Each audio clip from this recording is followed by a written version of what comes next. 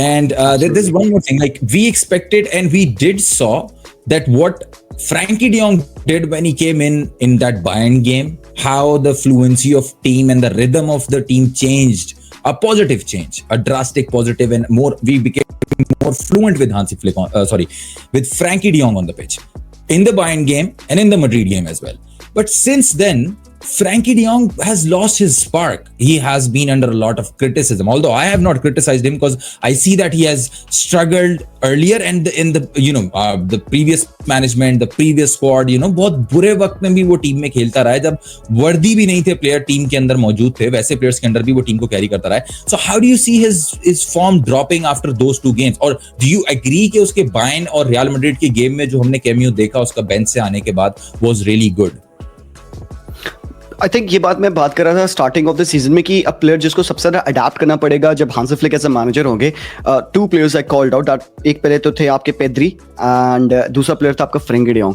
Pedri has seem to adapted very nicely because आप देखो उसके तो लोड्स मैनेज हो रहे हैं, उसकी डाइट मैनेज हो रही है, उसका प्लेइंग पैटर्न मैनेज हो रहा है, उसके रेस्ट डेज मैनेज हो रहे हैं, जिसके वजह से Pedri has remain fit and he is one of the best midfielders in the world right now.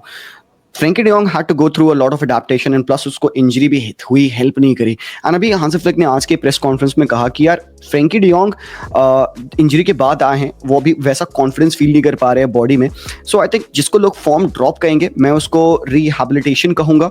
मैं उसको कहूँगा कि प्रोबेबली टाइम ले रहा है टू अडाप्ट बिकॉज जितना ईजिली बाकी प्लेयर्स अडाप्ट कर सकते थे फ्लिक के सिस्टम में, उनको वो टाइम मिला अडाप्ट करने का. शायद आपने देखा कि इसको वो उतना टाइम नहीं मिला है, let alone the support of it is well. I still think मेरे ओपिनियन में फ्रैंकी de Jong के प्रोफाइल का प्लेयर बहुत रेयर है in world football.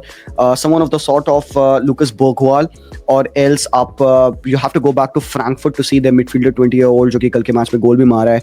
I am missing his name again. बहुत प्यारा प्लेयर है. A few of the players in world football show a hint of Frankie de Jong in their game, but Frankie is such a unique profile, like different nature, different output and contribution उसका pitch पे होता है. And I think if Barcelona can be patient with him and अगर उसकी wages थोड़ी सी ऐसी होती जो हम सही में हैंडल कर पाते, he is a must have player in your team. And खासकर इन अ टीम जहां पे हांसी फ्लिक के पास अपरेंटली एक प्लान बी नजर नहीं आता है ना, this guy could become your plan B to slow down the game, to take the sting out of the game, जैसे उसने बायर्न मैड्रिड के अगेंस्ट किया specifically. And I think थोड़ा सा कॉन्फिडेंस, थोड़ा सा उसको बॉडी पे एक बिलीफ होने में जो उसको समय बिताना होगा वो बिता ले. And when he starts to cook, and I think कि worst of the worst Barca के परफॉर्मेंस में भी this was the guy who stepped out. I remember his passes, through balls. Exactly. Absolutely. He was a sigh of relief in the chaos, and I do remember that. तो मैं fans को भी यही कह रहा था, मेरी जो टिनी छोटी सी कम्युनिटी है उसको मैं यही कह रहा था, guys chill out. Frankie de Jong, like we've seen that Frankie de Jong has the capacity and he does have the capability.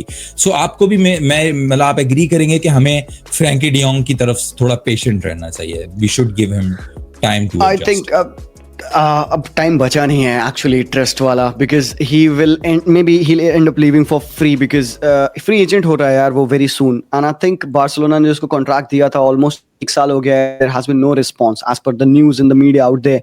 तो will Barca offer him a new contract? What is he waiting for? अगर उसको रुकना है यहाँ पे तो he needs to adhere to the contract. शायद Barça उसको वो कॉन्ट्रैक्ट नहीं दे रही है जो उसको लगता है कि वो डिजर्व करता है. But I think at the moment जो बारसा थोड़ा सा फाइनेंशियली स्ट्रगल कर रही है, he should also help out. But drastically like अपनी वेजेस को 24 से आप 10 तो नहीं ला दोगे. You can't do that. मतलब 24 मिलियन यूरोस अगर आप कमा रहे हो, you can't say okay मैं 10 मिलियन लेके खुश हूँ. थोड़ा सा डिफर्ड वेजेस वाला पार्ट रहेगा. So Barcelona still will be थोड़ा सा एक टच सा होगा वहाँ पे. I still want Frankie to stay at the club. अगर ideal world होगी, if point blank somebody asked me, do you want Frankie to stay at the club? I would say yes. But there are एक छोटा सा asterisk mark उसके बगल में लगा है. एक long term contract ले ले probably 5 साल का. अपनी wages को जो बच रही है deferred उसको split कर ले अगले 5 सालों में. He owns and उसको उतनी wages मिले जो कि Barcelona current wage bill जो cap है, salary cap उसमें easily उसको pay कर पाए and हमारे club पे वो problem ना पड़े. And then because he is a player जो कि if he is fit, I think he is one of the best midfielders in the world. If he's fit and if he's balling, he's very reliable. But then ये जो adaptation का time है उसको cut करना होगा. He has to quickly show कि what he has to do.